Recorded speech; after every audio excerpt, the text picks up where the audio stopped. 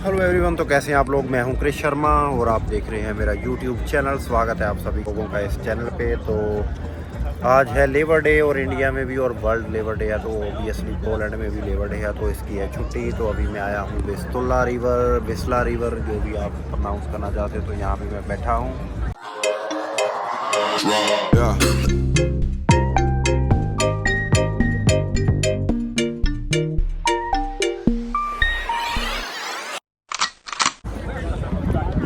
तो ये वीडियो रहेगी रिगार्डिंग वर्क परमिट और वर्क वीज़ा।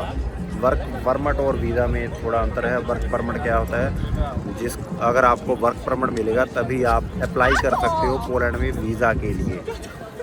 तो कई बंदे पूछते हैं कि वर्क परमिट और भाई 100% गारंटी रहती है वीज़ा की, क्या वर्क परमिट मुझे मिल जाएगा तो क्या उसके बाद मैं पोलैंड आके जॉब कर सकता हूँ। तो वर्क परमिट तो आपको मिल जाएगा, जॉब की अश्योरिटी भी मिल जाएगी, लेकिन उसको आने के लिए वीज़ा देने के लिए इमिग्रेशन डिपार्टमेंट एम्बेसी है जो देखती है कि किसको वीज़ा देना है, किसको नहीं देना है। तो वीज़ा आपको वर्क परमिट होगा, उसके बाद आप अप्लाई करोगे, अपॉइंटमेंट लोगे, तो अपनी फ़ाइल सबमिट करोगे, उसके बाद आपको मिलेगा, वो होता है वर्क वीज़ा।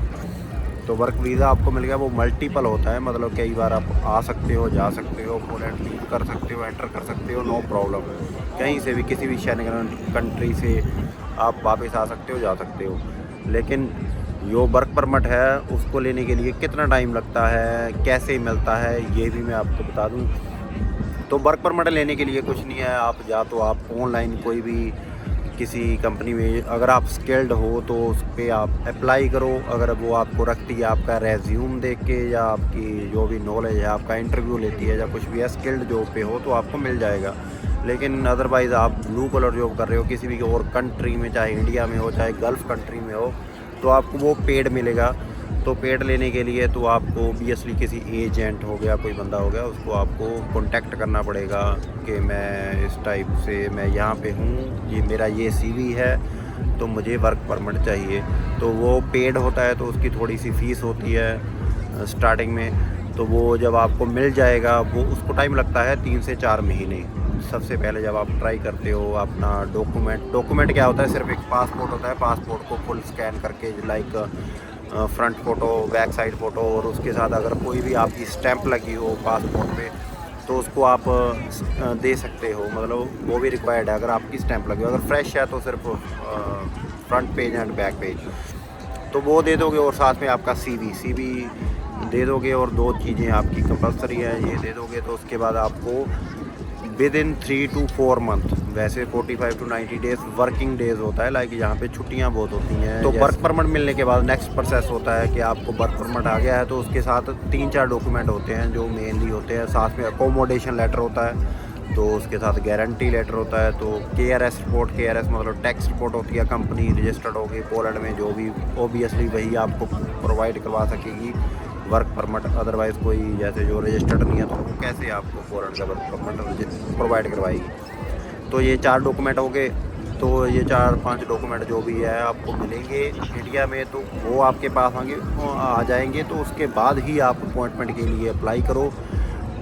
वो आपको चाहे 15 दिन में मिले, चाहे 1 महीने में, चाहे 2 महीने में, 3 महीने में मिले, नो प्रॉब्लम। क्योंकि वर्क परमिट आपका होगा 3 ईयर का।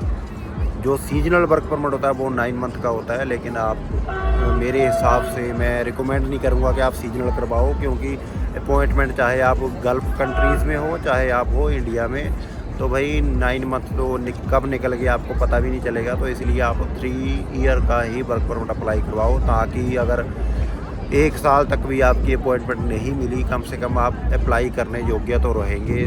तो आप अप्लाई तो कर सकते हो जब भी आप इसकी अपॉइंटमेंट खुलेगी। अभी भी अपॉइंटमेंट मिलती है, ये नहीं है कि बिल्कुल ही क्लोज्ड है या कुछ है। तो जो नॉर्मली अगर आप अप्लाई करोगे, BFS ग्लोबल की वेबसाइट पे जाओगे, पोलैंड के लिए नेशनल D वीज़ा पे रजिस्टर्ड करने की कोशिश करोगे, स्लॉट बुकिंग की, तो आपको कईयों को मिल सकती है। अगर वो मिडनाइट में ट्राई कर रहे हैं, अगर नहीं मिलती है तो अब वो पेड भी मिल जाती है। तो आपको क्या करना है, सिंपली अपनी जो भी आपके डॉक्यूमेंट, जहाँ से 4-5 डॉक्यूमेंट प्रोवाइड होंगे वो लगाने हैं, और उसके साथ आपका कवर लेटर हो गया, CV हो गया।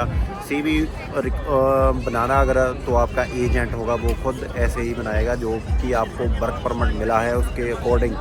जैसे अगर आप BRF की जॉब है तो ऑलरेडी उसको करवाना होगा फील्ड एम्बेसी को कि ये ऑलरेडी BRF में था। इंडिया में भी ऐसा ही काम किया है जो आगे जॉब मिली है। अगर आप meat cutting, packing and packing या कोई और जॉब में हो तो उसी के रिगार्डिंग, उसी के अकॉर्डिंग आप अपना CV बनाना, कवर लेटर भी उसी के अकॉर्डिंग तैयार करवाना, तो ये काफ़ी ज़्यादा हेल्पफुल होता है आपको वीज़ा दिलवाने के लिए। तो उसमें आपकी बैंक स्टेटमेंट मैंडेटरी नहीं है, मैंने नहीं लगाई थी। अगर आपको लगानी है लगाओ, अगर पैसा है अकाउंट में तो लगाओ, अगर नहीं भी है तो लगाने की ज़रूरत नहीं है। तो उसी तरह से PCC भी मतलब रिक्वायर्ड नहीं है, मैंडेटरी नहीं है ऑलरेडी। अगर आप BFS ग्लोबल की वेबसाइट पे जाओगे ना, चेकलिस्ट चेक करोगे for work permit national D visa for Poland, तो आपको मिलेगा कि उसमें मैंडेटरी नहीं होती PCC और बैंक स्टेटमेंट। तो ये सारे डॉक्यूमेंट होते हैं, वो ज़्यादा भी नहीं है और कम भी नहीं है, क्योंकि यहाँ से जो जाते हैं डॉक्यूमेंट 4-5 वो हो गए, 2-3 आपके वहाँ से लग जाएंगे।